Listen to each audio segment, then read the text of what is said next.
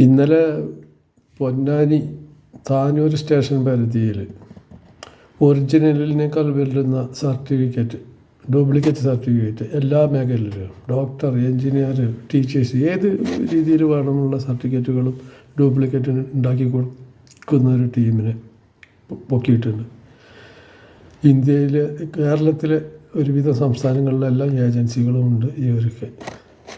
അപ്പോൾ ഇതുമൂലമുള്ള ആളുകൾ ഈ സർട്ടിഫിക്കറ്റ് വാങ്ങിയിട്ട് പല ആളുകളും നമ്മുടെ കേരളത്തിൽ ജോലിക്ക് കയറിയിട്ടുണ്ട് എന്നുള്ളത് ഉറപ്പാണ്. അല്ലെങ്കിൽ ഇത്ര കൂടുതൽ ഇത് വിൽപ്പന ചെയ്യാൻ പറ്റുമെന്ന് തോന്നുന്നില്ല.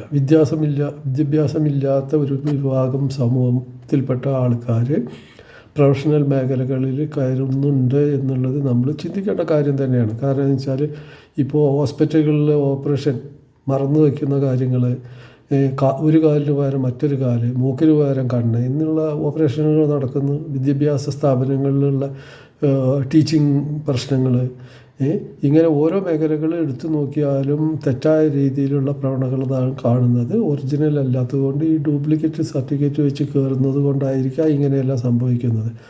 അതുകൊണ്ട് നമ്മളെ കേരളത്തെ നശിപ്പിക്കാൻ വേണ്ടിയിട്ടുള്ള ഒരു പ്രത്യേക സംഘം തന്നെ ഇറങ്ങിയിട്ടുണ്ട് എന്നുള്ളതാണ് ഇതിൽ നിന്ന് മനസ്സിലാക്കേണ്ടത്. ഇതിന് തക്കതായ രീതിയിലുള്ള ശിക്ഷ കൊടുക്കണം. ഇവരൊന്നും ഇനി സമൂഹത്തിൽ വെച്ച് വയ്ക്കാൻ പറ്റില്ല. കാരണം എന്താ വെച്ചാൽ സമൂഹത്തിന് മുന്നിൽ, ലോകത്തിന് മുന്നിൽ നമ്മുടെ കേരളത്തിനെ ഇടിച്ചു താഴ്ത്തി കാണിക്കാൻ പറ്റുന്ന ഒരു രീതിയിലാണ് ഇത് കാണുന്നത്.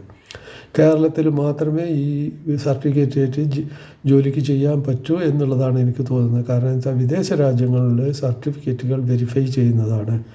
ഇപ്പോൾ സൗദി അറേബ്യയിലാണ് ഞാൻ. ഇവിടെ ഒരു സർട്ടിഫിക്കറ്റ് കിട്ടിക്കഴിഞ്ഞാൽ അത് എംബസി മുഖാന്തരം അത് ഒറിജിനലാണോ അത് ഡ്യൂപ്ലിക്കേറ്റ് ആണോ എന്ന് നോക്കാനുള്ള സിറ്റുവേഷനുണ്ട്. അത് ഡ്യൂപ്ലിക്കേറ്റ് ആണെങ്കിൽ അതിന് തക്കതായ ശിക്ഷ കിട്ടും, ഇവിടെ ഉള്ളിൽ കിടക്കേണ്ടതായിട്ട് വരും. അതുകൊണ്ട് വിദേശ രാജ്യങ്ങളിൽ ഈ സർട്ടിഫിക്കറ്റ് ഉപകാരമില്ല.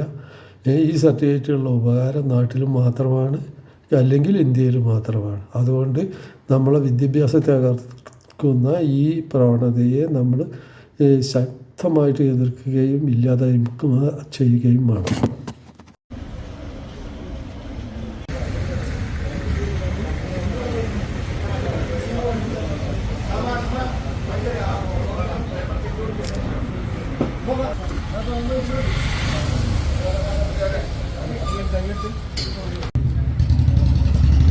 ദൗർഭാഗ്യകരമാണ്. എന്നാലും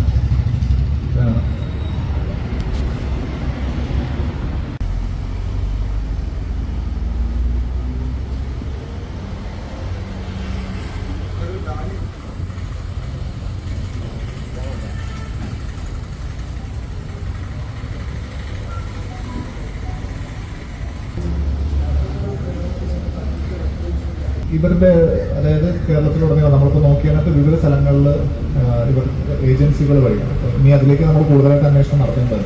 അത്തരത്തിലുള്ളൊരു ഏജന്റാണ് ജസിൻ, അത്തരത്തിലുള്ളൊരു ഏജന്റാണ് രതീഷ്.